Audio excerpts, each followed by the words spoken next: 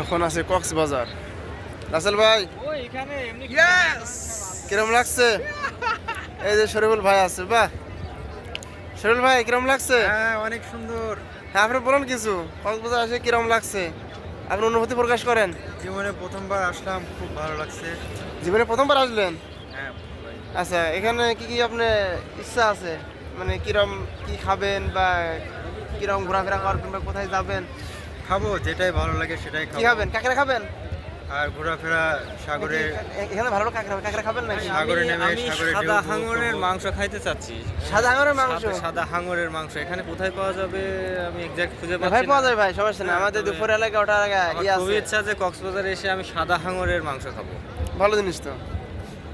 রাসেল ভাই আপনি কি খাবেন? ভাই এটা ফার্স্ট, এখন এখানে কি ঐতিহ্য খাবার আছে সেটাই চেষ্টা করবেন। এখানে ভাই প্রধান ঐতিহ্য খাবার আছে না সাদা, সাদা মাংস। এটাই তাহলে আমি আগে ভাই। ও আচ্ছা ঠিক আছে, ওকে।